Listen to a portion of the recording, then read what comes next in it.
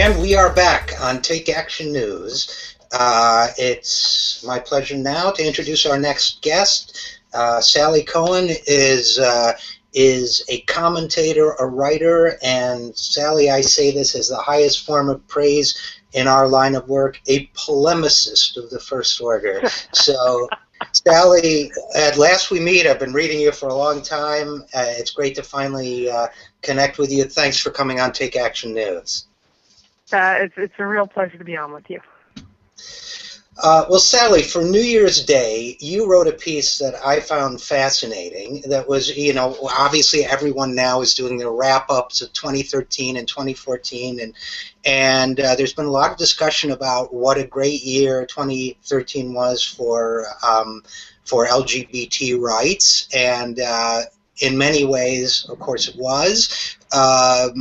But you had a fascinating alternate take on it, and in a second I'll tell you how I had an opinion that was paralleling it some way. And you wrote, among other things, perhaps the most interesting question at this juncture is whether the attainment of heteronormative rights leads to homo liberation and social justice more broadly. Could you tell us a little bit about your thinking on that?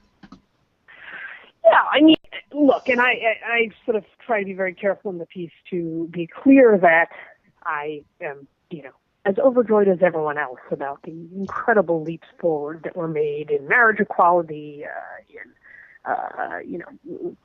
allowing gays to serve openly in the military, all the things that were achieved this year, as well as, and I think this is probably the most important, the seismic changes in positive shifts that continue in public opinion much more broadly. All that's good.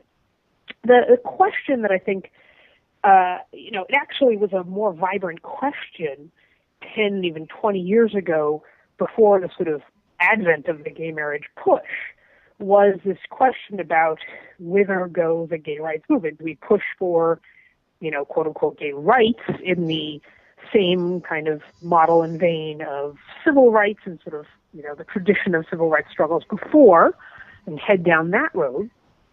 Or is there a more radical liberationist agenda, which is, there's lots of ways to try and explain what that distinction would be, but for me, I imagine it as, are you kind of taking the existing structures, rights, and privileges of society and kind of shoehorning gay people as the latest group to assent to the sort of vaulted rights status and shoehorning them into those structures, or are you trying to upend, alter, reimagine those structures in ways that are fundamentally more equitable, not only for gay people, but for everyone else, who also needs to be included and recognized and valued in our society?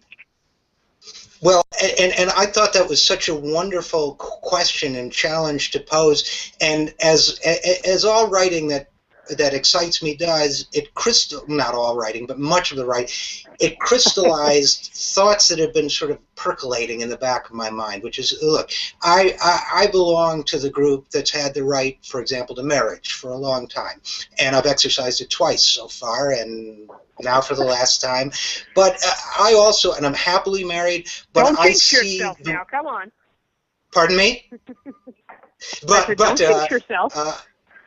Yes, but look, I also recognize that on a broader level, especially in the last 30, 40 years, marriage has become a kind of economic device that's been used to perpetuate inequality. The two-parent trap, as Elizabeth Warren called it, the fact that it's increasingly difficult for one person to survive, much less raise a family on their own. So bringing gay people into that, yes, it's a wonderful breakthrough for civil rights, but your piece highlights the fundamental social issues which gay people and all people are struggling with, and you mentioned the military also, and full rights to military service doesn't change, the misplaced role that the military has within our societies. At certain points, while I've been joyous about the victories for gay people and their rights, sometimes the old Alice Cooper line, "Welcome to my nightmare," has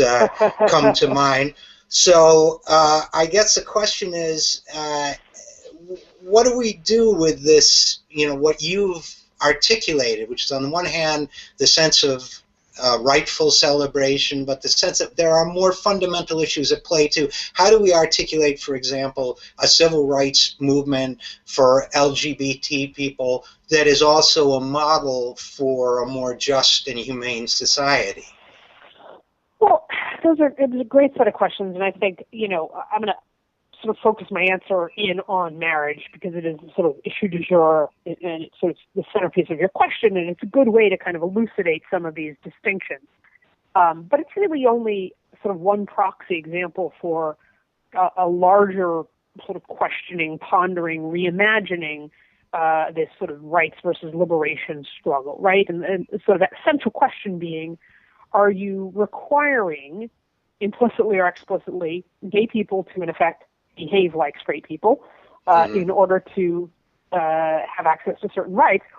Or the sort of the other end of the pendulum is, are you in achieving justice, equality, social transformation, etc., are you making it possible not only, this is the key thing, not only for gay people to be themselves, be accepted, be celebrated, be welcomed as themselves, but in fact sort of unshackling straight people as well from some of the expectations, outmoded norms, and strictures and structures of heteronormativity, right? I mean, in other words, right. The liberation movement, as you imagine it, it's not just for gay people, right? It's for everyone.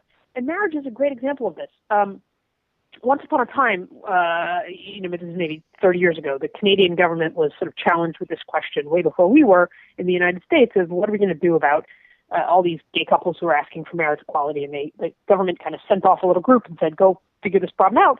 The commission comes back and they say, well, actually, the best thing we could do would be get rid of civil marriage. That the problem we have now as a country, they said up in Canada, is that we are recognizing and sort of conferring benefits on families based on form as opposed to function. So if the government is going to give Social Security benefits to my parents, whichever survives one or the other, my heterosexual parents who are married, why should the government care if I give those benefits? It's the same amount of money, confer those benefits on my same-sex partner, whether he's married or not, or my best friend, or the guy I like down the street. I mean, who cares if that's in effect my sort of portion of the public purse that I get to confer based on, whatever kind of relationship and family and support system I set up. Now, that was 20, 30 years ago. Now, in the United States, 4 out of 5 families no longer fit the, mom, dad, kids, heteronormative picket fence norm that we've designed government policy for. I'm not saying do away with religious marriage. I'm not saying do away with all of the special ceremony, meaning, religious and otherwise, that we confer on marriage. But, this idea, which would open up all kinds of benefits and rights and privileges to all kinds of family forms and functions, not only does it actually make sense for modern families, but incidentally, it's supported by everyone from Rand Paul to Glenn Beck to me. Well, Sally, government should get out of that business. Unfortunately, I'm going to have to cut in. I love where you're going with this. I hope you'll come back because I think we could have a fantastic whole other segment about this. But for now, unfortunately, you're a broadcaster. I'm up against the reality of hard stops. So thanks so much for being on, and I hope you'll come back. Sally Kohn. Such a pleasure. Have a good day. You too. This is Richard Eskow. We'll be right back on Take Action News.